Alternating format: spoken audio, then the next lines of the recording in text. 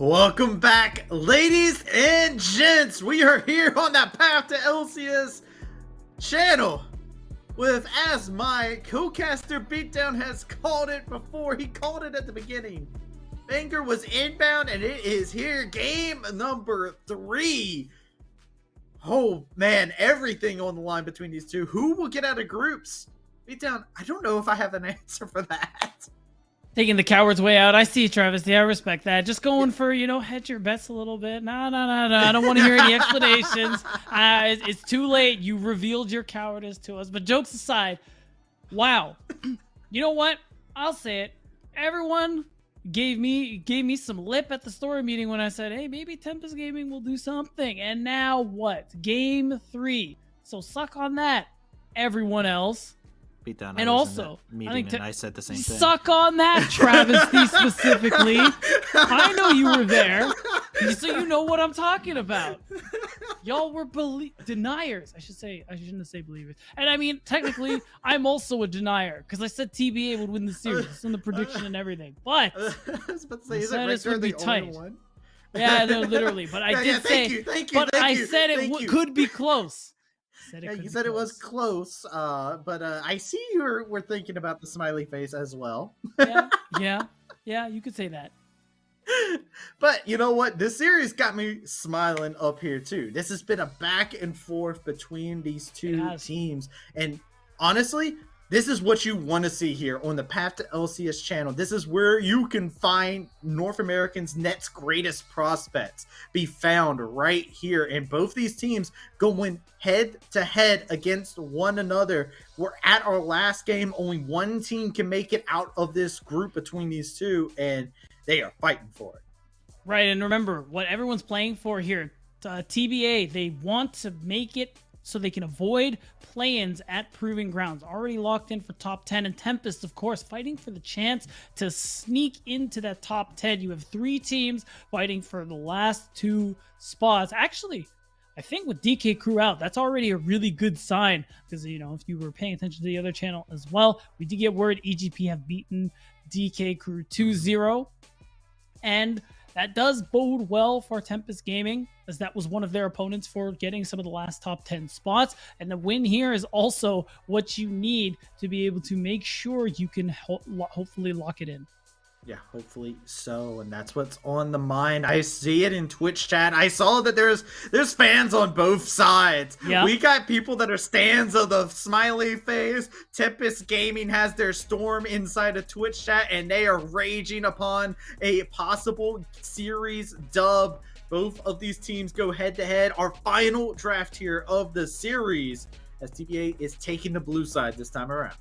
Yeah, and with the side swap again, we're going to see what the priority picks are for both of these teams. And I mean, again, Tempest Gaming already at this point, even if they lose here, they got so much further than a lot of people anticipated here. Again, a lot of rookie talent on this roster, but managing to really perform, at least so far on the day, in that game 2 here in the series. And it was a good look for them here. I talked to the coach, Jad, as some of you have seen, played in CLOL for Converse University, of course. He's also coaching this team and talks about how confidence was a big thing here because of the fact, and nerves, because of the fact that a lot of these players are new to competitive play, and they've been working through that throughout this tournament. Said today, this is the best, this will be the best that they have ever looked. And we are starting to kind of see that one come through here as they take TBA to this 3rd game. This is them nervous, man. I hate to see him confident, right? I mean, but you see what I was building to was how in that 2nd game, that was some confidence from Mobility on the Callista. Tell me he didn't have some nads, bro. Yeah, dude, that was great. No, I can't. There's no way for me to. I mean, Denethor was great. Mobility was great. I'd say the whole entire team played phenomenal inside that last game. And now, here we go. Last game, Gnar not available for Denethor. That makes a lot of sense. No Callista either. So we won't get a first pick Callista this time. I mean, Callista's been the 100% win rate champ this series so far, so it makes sense. Now you have to go to other options here. We've seen, again, so many things Masu has played. The Ezreal Senna is what we praised him for going into this qualifier. We've seen him play the hyper carries. There's a lot of options here, but I think I'm most happy about the fact that Callista can't be B1'd anymore, so let's go. Yeah, but here's the thing. They they put the Senna ban away, so now Senna gets insta pick, and this has been something that Masu and Chookies have played quite a bit. They play that Senna TK all the time. They do, and this is kind of what we were alluding to when we talk about this player in the retrospective TBA. Masu was so good on these weak side picks in that last qualifier. The Ezreal Senna, we keep talking about it because it was just true. So insane, so impactful, especially with such little jungle and team attention overall on the bottom side. So seeing him go back to that, seeing TBA return to that strategy that worked so well for them in the last qualifier, I think is a good look for them here in this Game 3 series, especially playing into that Ezreal Karma. You'll probably see the Tahm Kench come through. The streak has been broken. No round B2 Silas. No blind Silas. At least for right now. Who knows? I was gonna say, the mid lane hasn't been fit. Someone could blind Silas right now. And I will say, the blind Silas is a 0% win rate. Just throwing that out there. Statistically, you're not wrong. Maybe that stop is true. doing that. Not a normal thing that we get to see, but hey, look, something that is normal. Tahm Kench being paired together with the Senna, taking that Abyssal Voyage.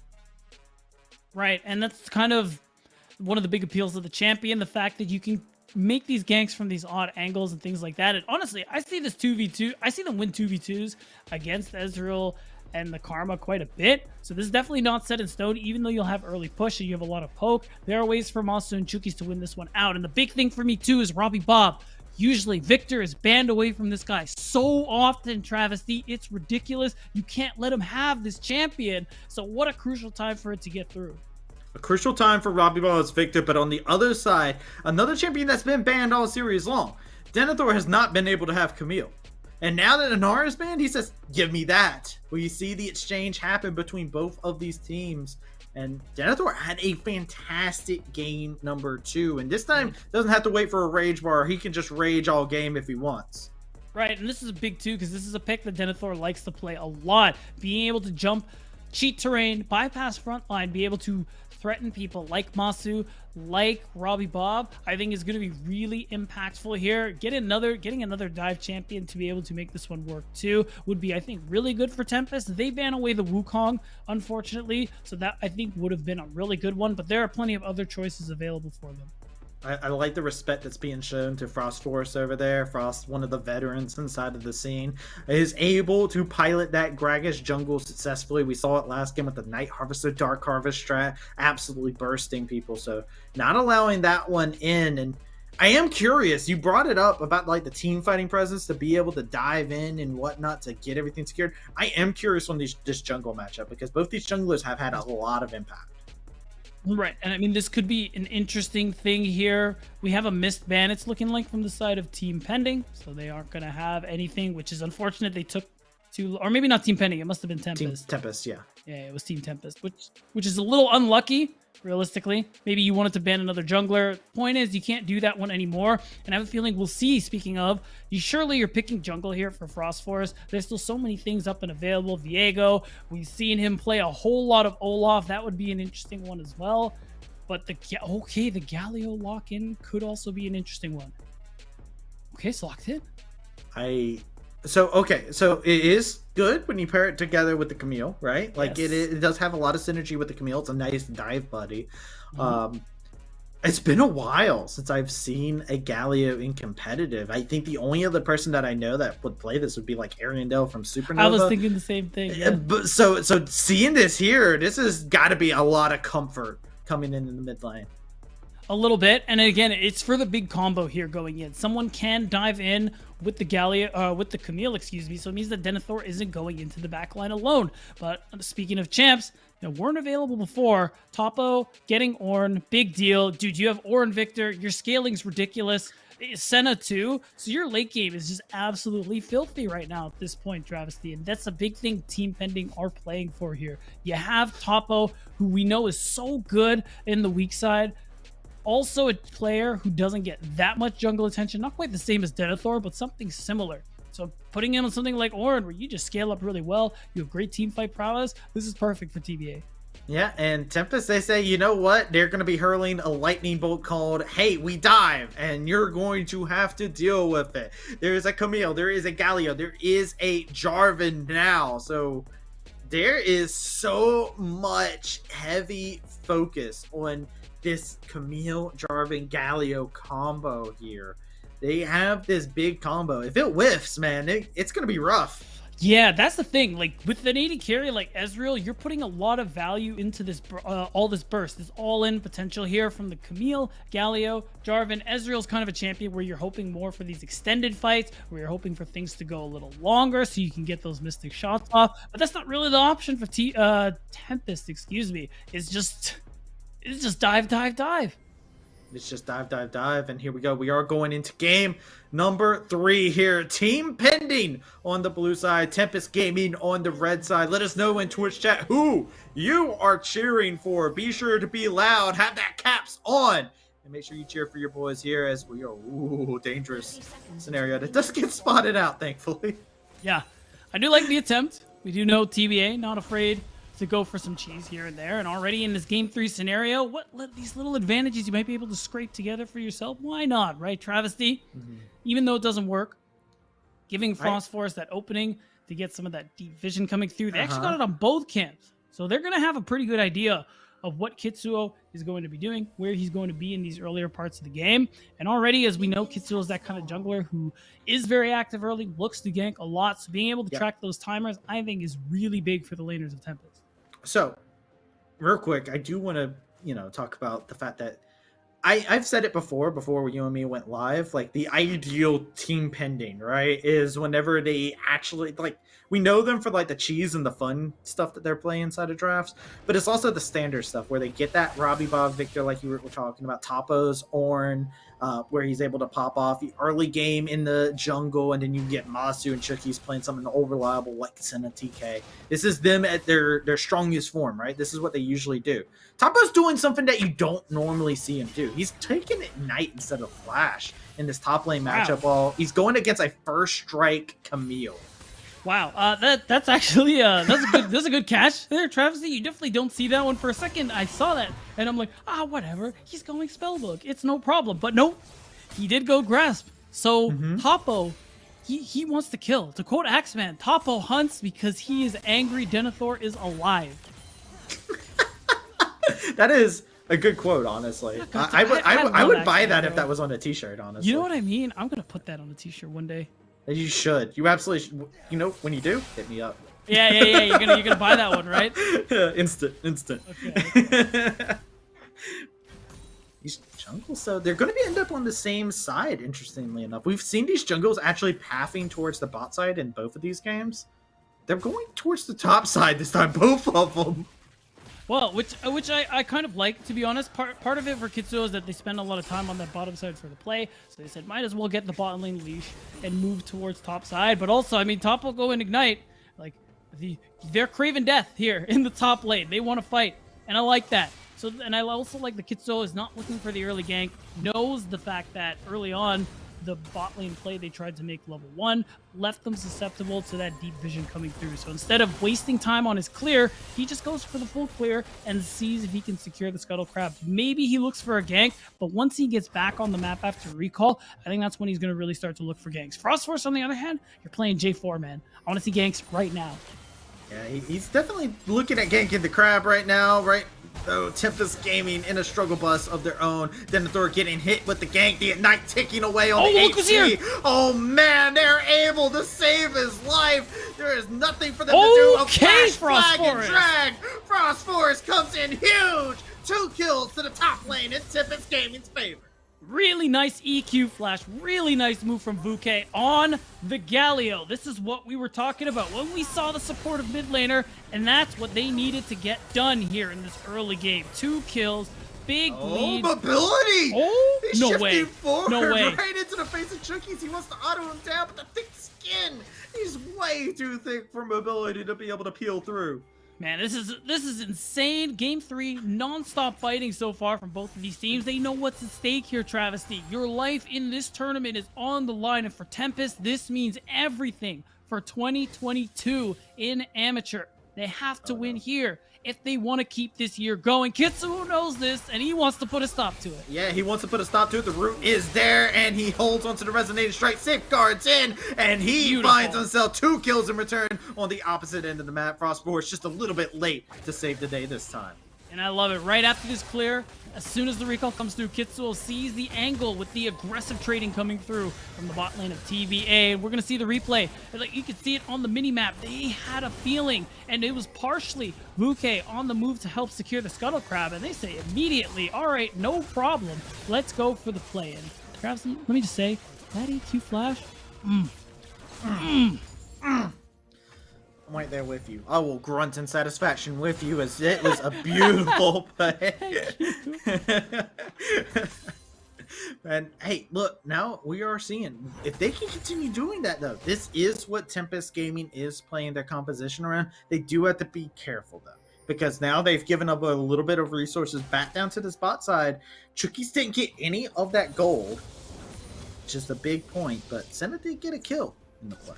I like that, to be honest. When you play Senna TK or Senna anybody, because you're on support income, I actually really like that you get when Senna ends up getting early kills, because you speed up the scaling. Oh, that is a flag and drag to get to safety. Chaos Storm was used. Galio escapes with the hero punch. Lots of a good escape coming out from Tempest Gaming in the mid lane.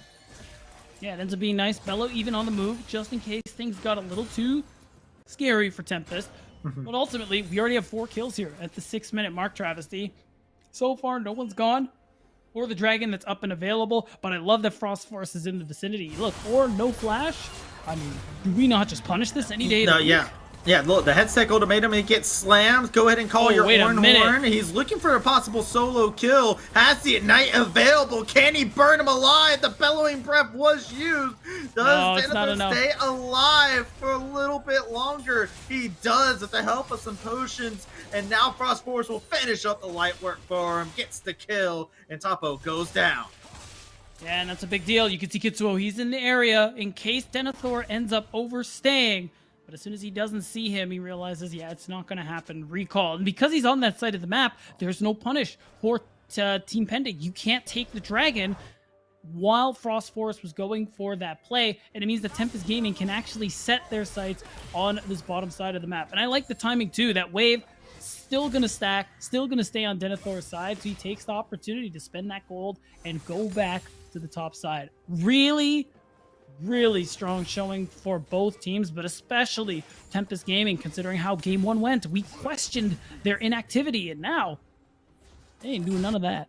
No, they ain't having any of it. And I want to bring up a small thing. I like the fact that we're seeing this Galio. Every time they shove, they're moving over to threaten that they could ult in at any moment in time. And it's doing a good job keeping Chookies backed off, because they do have vision with that control ward that he didn't ultimately end up spotting. But Kitsuo is calling it. He knows he's going for it. An easy call, but that is the cataclysm into the bot lane. A trade happens 1-for-1 between these teams. And that's a big gank coming through here, because before you see the Tahm Kench get 6 and get the Devour, she's very, very vulnerable to things like the Cataclysm. So being able to get that kill off, continue to allow mobility to get this advantage in the bot lane, is really nicely done. And it means that, I mean, you're playing into the Senna, to be fair, or technically you're farming against the Tahm Kench. You will always have an advantage, but getting kills, getting any assist gold you can from your jungler like Frostforce is such a big deal here for Tempest Gaming. See, those Mystic shots are going to hurt. They definitely are hurting at this point already. In time, right? That Sheen is such a bully item for Ezreal, yeah, right? Is. TPA is coming up topside. They know. They're looking to go for the play. The tether is there. Frostforce is doing a good job holding Kitsuo off. The heroic interest is coming in. Denethor gets Topo. They are now having to retreat. The Chaos Storm burning away at Frostforce. But Masu is left for dead. A double kill for Denethor. It is Frostforce getting caught off onto the side. Robbie Bob will get a consolation prize. But it is ultimately Tempest Gaming who are coming out ahead. You said it, consolation, because it's the 1-for-2 in favor of Tempest Gaming. They managed to make such a big play topside, and we're seeing the value of that hero's entrance once again. Such a valuable ultimate when it's available, and you can see it already. Denethor trading really well in the topo. Getting his health low like this is setting up perfectly for this play, because even though that Call of the Forge God came through, you dodge it with that Hextech ultimatum, and because of that, the rest of this fight became so easy for TPG. Yeah, and I love the fact, by the way, this is a Galio with Ghost, by the way. He is just moving around. There's no way for you to get away from him. But unfortunately, Frostbird, he gets a little bit too close to the sun there. Yeah, a little bit. That upgraded Death Laser, it goes a little crazy, Travesty. I'm not going to lie. So Robbie Bob does get something, but you said it. Consolation prize. Tempest are the ones who are finding control of this game. But some big cooldowns aren't up and available. And TBA can contest Herald. Yeah, this is a team that's all about that haymaker, but they gotta recharge every time they throw it. They can hit you with that knockout blow, but they gotta catch their breath. I mean, he's going for the steal. That's surely what Kitsuo is looking for here. That's why you're seeing them wait to hit the eye. Yeah, no, they got it. Let it go. Yep, they just let it go. Cataclysm was up for Frost Force at this point in time, so they did have a couple tools available for themselves. Masu, that's a based favorite movie. That is actually super based. For Kung Fu Panda is actually awesome. Like yes. All three of them. That's good taste right there. Yep. We stand players with good taste. Yeah, we stand players with good taste, and he's looking to see if he could skadoosh Tempest Gaming right now. They're trying to get that lead here in the bot lane. Yeah, it might take a little more than a whooshy finger hold to be able to get this one done, but they certainly do have the opportunity. I like that Frost Forest is looking to drop this Herald on the bottom side, but of course, again, because Chuki's is now past 6, has that Devour, it is a little harder to make full use of the Cataclysm, because Chuki's will be in a good position to save his 80 carry. It means no dragon, maybe, but instead a play, because Frost Forest is in the area, Hero's Entrance about to come off cooldown, and they can do this if they want. I like the fact that there was a moment of panic for Bella there. A moment of panic for me, not gonna lie. Yeah, he did. He saw Lee Sin and then immediately just like stopped and just like jerked his mouse around real quick, just like yeah, literally you stand there for a second. You see him, you saw him. It's a very precarious situation. I know that song and dance all too well. Tapo, looking at a possible rough scenario, Sunder has been completed by Denethor and is 2-0-3 on this Camille, but Tapo does have that Ignite available. Denethor. Oh my god. That's so much damage. It's already starting to come through, and that's why you picked the Ornn into this one. Camille is really good in tanks because of the true damage, and here's it is. I like it, TBA. They know that the Herald is here, but they may be a step too late.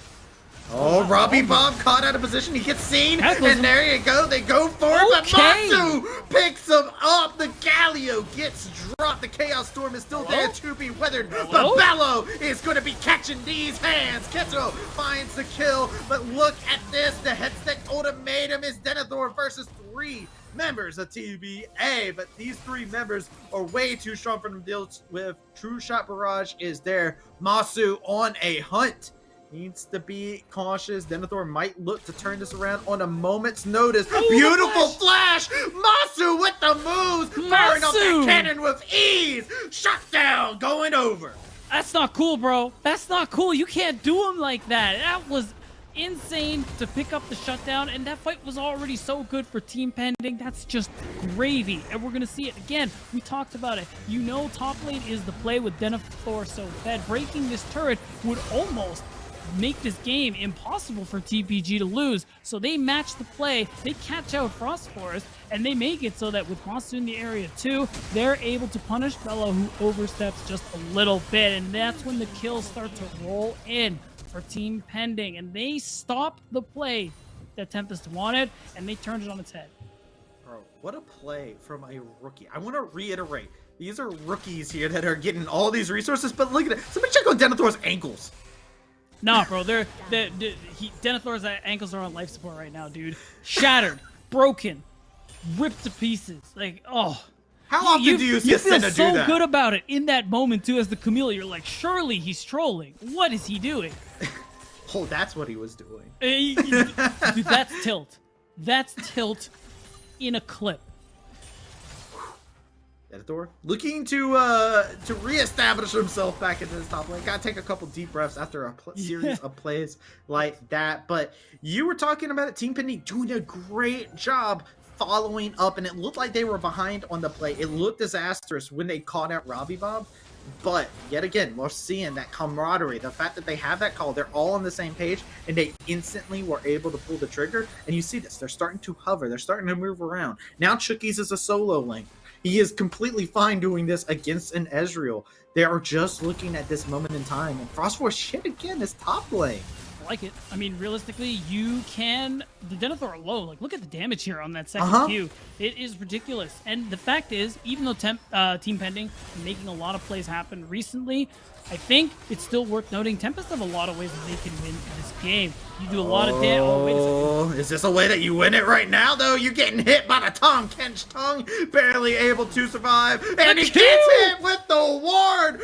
Masu is collecting clips for his montage. Now it's Tempest looking to see if they can answer back. Denethor is finding trouble into the top side. Kitsuo is here, looking to catch out onto him, but Denethor, he has some smooth moves of his own. He's going to be able to stay safe. It's Bello is going to have to make a retreat, a flash, tongue lash later, and it is going to be Bello having to just run for his life, running all the way past his inner tower. A teleport is coming in. No. It might seal their fate. Denethor wants revenge, but back into the belly you go. A heroic entrance comes through, but is it enough? It is 2 members versus 3. It is a heroic play trying to be made, but Masu is on a rampage, as it is going to be this Galio going golden, trying to delay things in Abyssal Voyage. Mobility joins into the fray. Chookies is still taking up all the damage that can come into play. Mobility, you're next up on the list, and he is getting marked right on off. Frostforce trying to see if he can make things turn about into his team's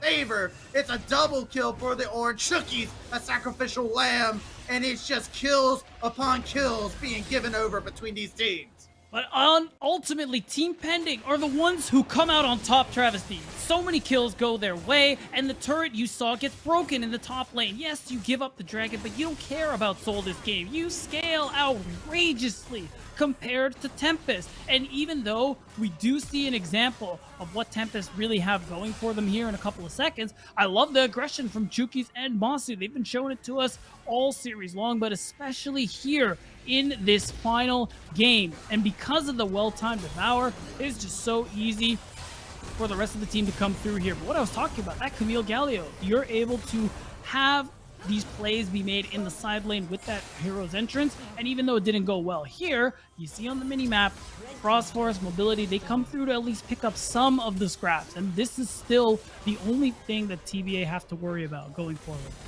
Yeah, it does become a worrisome situation, but Tempest Gaming, they kind of file in. 1 by 1. 1 by 1. They keep coming in, and they start to fall.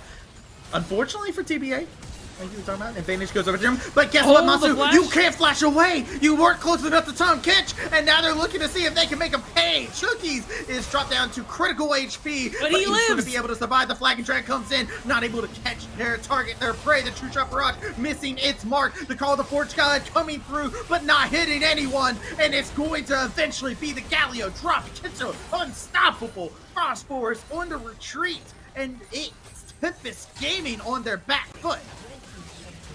And TBA is just going to keep them pushing further and further. Kitsuo, he wanted chickens, but that's not going to be what he's going to be able to eat. Abyssal Voyage in. Chookies looking to be the aggressor. It is a nice gravity field to be able to divide up the fight, and they're able to defend what was almost a disastrous situation. Denethor still looking to speak with them legs, letting that true damage talk, but it is eventually going to settle down. All 5 members are back up on the field again. Man, this is TBA. This is the TBA we're used to seeing, Travesty. Situations that don't look good for them, they somehow manage to turn them around. And that was when things were even in terms of gold. And now after these last couple of fights, Team Pending up 4,000 gold on the dot here. And you're really starting to see it show in these team fights. And it just gets harder and harder for Tempest. You have Denethor, who's very strong in the side lane. No one can 1v1 him. Not a single person. on Team Pending, and you still have the Galio who can join with that Hero's Entrance. That's the big thing that's available to you now as Tempest Gaming. Make these plays decide because you don't have to worry about Soul yet, and start breaking some of these inner turrets. In fact, start breaking some of these outer turrets because there's still a lot of gold up and available for Tempest. I like this question, by the way.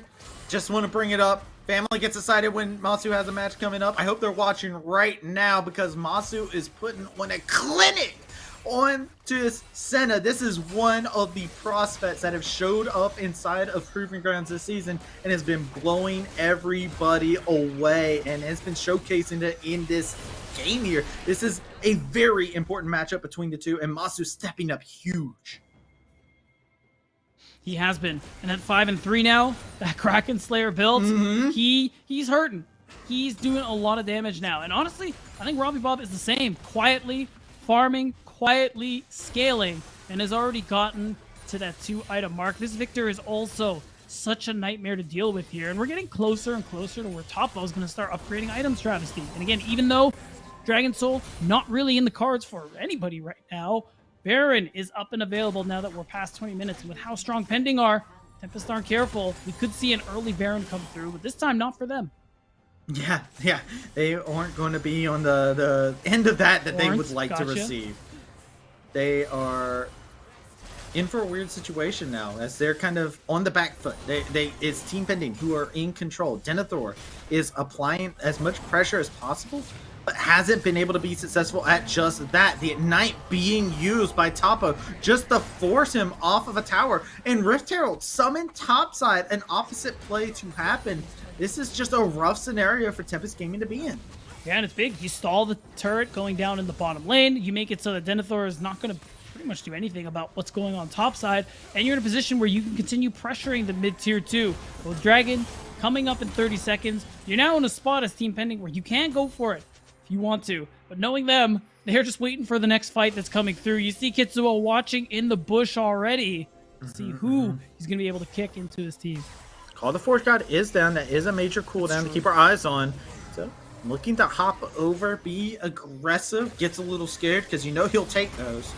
And this is just going to be a Dragon Secure from Team Pending, it seems like. Nice and easy for them. Yeah, I mean, you have almost every lane pushed in very deep. There isn't much else for you to do on the map. Baron's not in the cards for them just yet. So this is what you do. You take this Dragon. You do inch closer to that Infernal Soul, which is a huge team fight boon with all the damage you're going to be doing here. So Team Pending, still in a really strong spot. Tempest, on the other hand, they, again, all they really have available to them is Denethor with how strong he is in these in the side lane. And you're just hoping that Vuke can be near him, can come in and help with a play, maybe turn what could be a 2v2 into a 2v1 into like a 1v2, something along those lines. Man, I just wanted to highlight, I was ready to highlight it, but you didn't see the top side just get completely cleared out. The entire side of Tempest Gaming jungle was completely highlighted, like every single path you could possibly take. And I'm just sitting here like looking at it. I'm like, man, that's painful when you're behind, right? Like your jungle doesn't belong to you. Any path you take leads to doom. All routes lead to your demise. It is a troublesome way to have to play in this game because you're looking for moments to fight back. And a big key component of that is Frost Force being able to move around and be able to support one of these lanes on a possible catch out. Yeah, but the problem is you don't really have your Galio in a position to be making these plays that you're hoping for here. Now, Vuke has showed up. Now, most of Tempest are in a position where they feel comfortable grouping around the Baron, see if they can find a fight. They're about to see that Topo isn't in the area, so maybe they can force something here while they have a brief numbers advantage. But the gold lead is so tenuous right now, Travesty. If Tempest make a wrong move, they start a fight that they cannot finish. That's Baron, and honestly, at that point, an insurmountable lead. Oh, Robbie Bob didn't get tagged by the stun. Laser is there. This is the 1v1 that they're looking to see if they can do, but it's going to be an hourglass diff. The heroic interest comes in. The shielding is just enough. Denethor stays alive. Denethor's still alive. Has been used. The gravity shield is there, though. The stun is there. And look at Masu. He's going into the back line like he's an assassin, looking out for kills. Finds the solo onto Bello, not letting him join the fight. And now it is 3 members, key members from Tempest Gaming down, while all 5 of Team Pending stand in front of the Baron. This is what I was talking about. Tempest couldn't finish the fight that they started. Mobility wasn't anywhere near him to be able to get that damage off. Now he's strong enough where surely he can go for this kill, but... Yeah, looking for Frostforce, seeking blood, wants to get the kill onto Robbie Bob, would be huge. But now it's Mobility, who is in a dangerous predicament as he will get dropped the safeguard kick later and get to his godlike. And it's just insane. It's all team pending these last 15 minutes or so, and they're just firmly in control here. They get this Baron, and they have the keys to end Tempest's season here in 2022 in Amateur. This is Tempest's last chance. They don't make it out of this match with a win. They will not go to Proving Grounds. Yes, this is do or die for them in the game. Isn't over for them just yet. They're looking for that possible play, but look, we can see this. Robbie Bob just buys so much time here. And I think the main thing that really shows here, we talk about it in Champ Select, is look at Mobility on the map. He's not anywhere nearby, and he gets damage with the True Shot Barrage, which is nice and good, but still, the whole point of this composition, minus the Ezreal, is the all-in, the dive, the burst, like we were highlighting. And Mobility, he has a hard time being able to get damage off in these team fights, and it just gets harder and harder, even though he's now in a position where I think he's at 3 items now, where he does a lot of damage if he's allowed to dish it out. Yeah, but the problem is now, look at how the gold has escalated. Team Pending has been steadily increasing the lead, and now it has become a sharp peak in the gold. And right now, Tempest Gaming, they found themselves in the valley of this. Denethor's trying to get a tower for themselves. It's an objective bounty. It will be nice gold to be able to secure. It is to call the Forge God. Headstick ultimatum will be thrown out. There's just a lot of time being bought while this is all happening. Denethor just trying to fight it out with Topo, and he will eventually get it, but look at what it buys them. Robbie Bob getting jumped onto. He's by himself. The shield comes in, gets us there to be able to save him, and yet again, the bane of their existence is this stopwatch, as this game has been on a timer. Team Pending looking to march forward. Masu looking for more kills, but the support is there. His team is behind him, making sure he can march forward confidently. This could be game here, Beatdown. This could be it. Robbie's backing. He wants to get his health back, spend the gold, and he's going to teleport right back in to close things out. Tempest Gaming, final stand has to be now.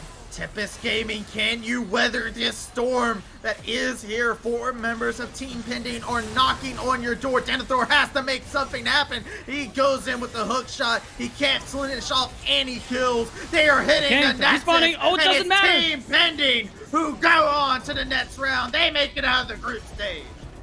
And just like that, Tempest Gaming are going home. No Proving Grounds, no bracket stage here at the Proving Grounds second qualifier in summer. That is it. But Team Pending, they still have a chance to make top 6. They still have a chance to avoid play-ins where they have to play bottom 4 academy teams. So this is still a big step for Team Pending, even though it is a big heartbreak for Tempest. Absolutely. What a series, man. Like, yeah. Like, you and me talked about it. You were talking about it earlier on when you had your monologue about, like, yeah, I said it was going to be a close one. I did say that. You did say that. You did say that. But I also did say that as well. So it is definitely one of those series where it is, like, I really enjoyed how the series played out, because every single one of the prospects that were inside of this game, they had their moment. They showcased it, but it was Team Pending who were able to use that teamwork, to that camaraderie, to be able to close out the game. Absolutely. And I think they ended up being able to play together really well in this particular game. This is mostly the fact that, like you talked about it, 3/5 of this team again played together on UST for the last year or so. So a lot of synergy there. Topo and Masu, I think for the most part, have fit in pretty seamlessly too. Just these last couple of weeks, things were a little bit shaky, but this is what we were expecting from them. They end up showing up pretty good, especially while challenged by Tempest Gaming. And I think quickly, just to say, I think Tempest, for 3 out of 5 players having their first year in competitive, some being their first split, I think we saw a lot of good looks from them. I agree. Hey, look, this is gonna be my plea. My plea. What's your plea? Mr. Social Media Man at Unified, may you bless me with a tweet that just showcases all these players' Twitters and everything. You guys should go over there and follow that. I want to see that post out there. I want to see a lot of retweets on it. I want to see a lot of follows because these players played their hearts out. And hey, this was a good day to be able to showcase what the Nets' big North American name possibly could be. So we're gonna take ourselves a short break. When we come back, we're gonna have an interview ready for you, and we're gonna be able to everything going. So make sure you do not touch that browser.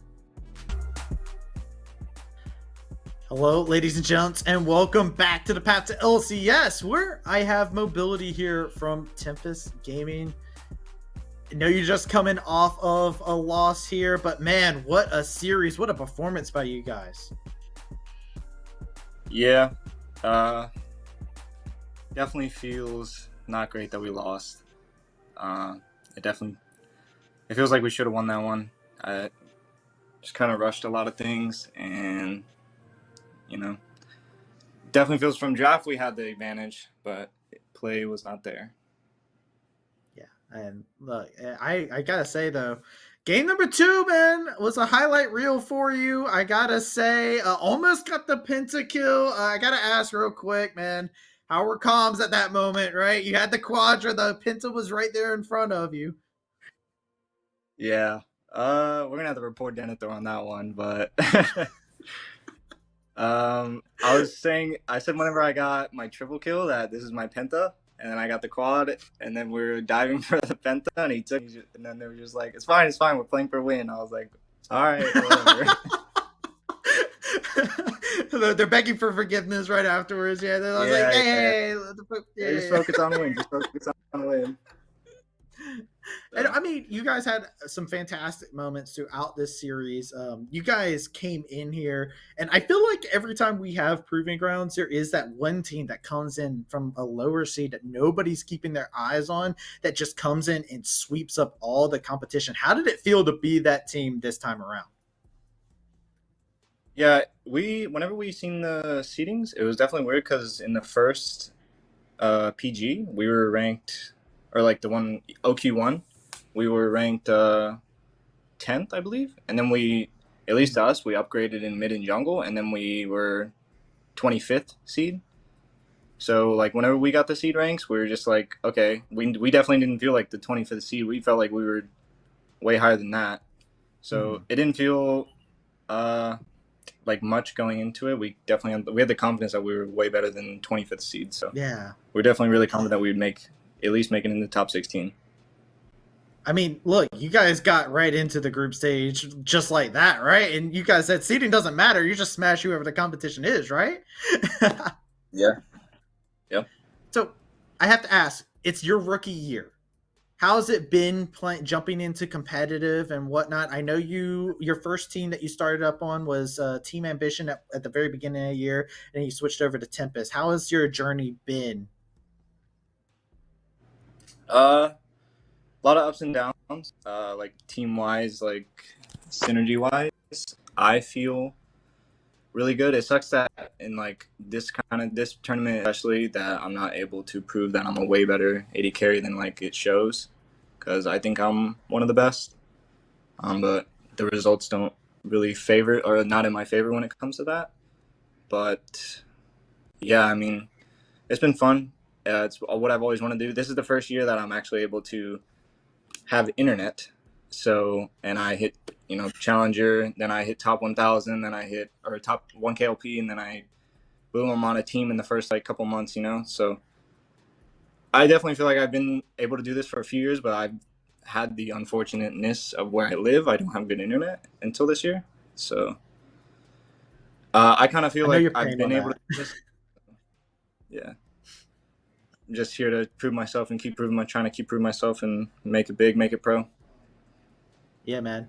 I know you're paying on that one, man. I've gone through it. You got that dial-up internet in 2015, and it's just like, bro, what is this? I need something that can work. I completely get where you're coming from on that. And look, man, you get internet, and you're just like, yo, hey, I've been here all along. It's free whenever I'm on your team. So what does the future look like from mobility? Where are you going next, man? Trying to make it pro, man. I want to make it into Academy, LCS. I want to win Worlds. I want to win it all. I want to be the best. I want to be known as one of the best AD carriers to play. That's my goal. That's been my goal for a long time. I respect and love that. Well, man, keep your chin up. We're looking forward to seeing more out of you. You showcased yourself as one of the most valuable prospects that can be seen here in North America inside of Proving Ground. So make sure you keep your chin up. It's been thankful. Thank you so much for coming out to have this interview with me. Is there anything that you would like to say to any of the fans that have been cheering on Mobility? Because, bro, you got some fans inside of Twitch chat. I don't know if you looked. Yes, I do. Thanks to all the fans, my family, friends, everybody that's watching. Sorry I couldn't come out with the W. I want to thank my teammates. They've been awesome. This team's been really fun. Yeah, thank you to everybody. Sorry we couldn't come out with the W. Hey, look, I'll be looking forward to seeing more W's from you in the future. And hey, yo, while you guys are here for the interview, before I close everything out, yo, you see that @ that's right underneath him? Go ahead and give him a follow. You know, this is a future professional player right Thank now, you. all right? You already heard the aspirations. Let's give him that love. With that being said, thank you so much, Mobility, for coming in. We look forward to seeing more of you in the future, and I hope you have yourself a fantastic night. With that, we're going to go ahead and take ourselves a short break. When we come back, we're going into another interview, so make sure you do not go anywhere. Welcome back, ladies and gentlemen, to the Path to LCS channel, where we got the Proving Ground Circuit Qualifier wrapping up here on the channel, but we got an interview with our lovely boy, Kitsuo. How is it going, man? It's going great. I mean, always feels good to win a match, right? Yeah, absolutely. Yeah, I've never had somebody answer, I feel terrible after getting a dub, right? Doesn't happen. Now, walk me through some of the chaos that was the series, man, because it was fun for me to watch, but I'm sure it had to be stressful for you. You were constantly trying to make plays, but it seemed like they had a lot of options to try and keep you at bay at times. Yeah, that's how it always felt. I was always on my toes because for me, like, I respect Frost Force a lot as a jungler, right? So I feel like he's pretty good. He's like in a similar boat with me in terms of like we're both playing collegiate, right? And then we're also like he also had his short time in academy. I had short time in academy, right? So I feel like he's a lot of like what I look out for, and I feel like I have to do a lot in order to make sure that I'm able to provide for my team as much as he is, right? Yeah, I mean, it seemed like he was putting up a wall whenever you wanted to go in for those aggressive moves at all times. And going into the series, there were a lot of talk about you guys going into this. You guys are definitely a team that a lot of people were favoring going into the matchup. Tempest Gaming, they came in here, they showed up, and they put a big match against you guys. How were comms going inside of it? Were you guys getting worried, especially after the second game where we get to see some pop-offs coming off from Tempest Gaming? Yeah, after the second game, I was like, hey, like they're what they're playing right now is like really like a kind of unexpected. Like, I mean, we're in the same boat where we expected to handily take the series, but after the second game, we had to reevaluate. Like, okay, guys, is like, do we have to change up some bans? Do we have to change up some of our picks to consider like what they're playing and how they're playing, right? So then after a little bit of thinking, I'm pretty sure we knew, like, after the second game, I had like brought up some conversation and we came to like, okay, this is what we want. And I thought in the third game we drafted like exactly how we wanted, and we felt like we had a good edge coming in. I personally, I felt like it was a game of the marksman too, right? And I got to touch on that, especially inside of game number 3. Where does Masu get his confidence to continuously flash forward on Senna like he was, man? I think that's just Masu as a player. He's always going to be in there, right? Like, he just wants to be forward. He wants to go like, play like this super aggressive style. Even in the second game, you'll see like he went for like the 1v2 or the 1v2 bottom at like level 2, level 3, like, and he was pretty close to winning that too. So it's just something that he like, it's just his trait as a player. He's very aggressive. Yeah, and I remember talking to you about this in the last circuit qualifier where you were just like, yeah, we picked up Masu because he had good hands. He was good at the game. And yeah. I feel like he showcases that more and more every single game. How has been the veteran inside of a team with this young player? You guys are 4 veterans really with this young superstar AD carry player. Yeah, I mean, it feels good. Like honestly, like to have this new player come in and be as good as he is, because I feel like there wasn't really much we had to teach him as much as it is just incorporating him into the competitive space. Like a lot of what we do as veterans is just, I see him as like on the same level as us, right? Like he always plays like a veteran, right? Except he's not afraid to do like what he feels like is right. And I feel like that's an attitude that he has that a lot of newer players don't have. Is they're like, he's like really confident in what he wants to do, and we all agree. Like, if he wants to do something, then we're like, okay, we'll do it. And then like, if we want to do something, he's like, all right, I'm down, like always. Love to hear that. And your Nets competition, you guys need that kind of confidence, right? You guys are going against 100 Thieves Nets in the Nets level here. Is that smiley face still looming doom for them, or are you guys a little bit worried about that matchup, or are you guys feeling confident?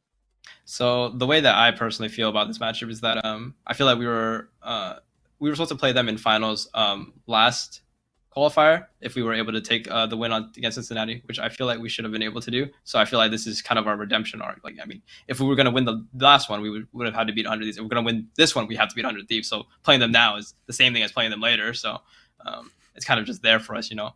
Like, and I'm happy to go in and see what we can do against them. I mean, going in with full confidence is the only way that you're going to win ever, right? Like, who's going to go into a match and be like, oh, we're going to lose?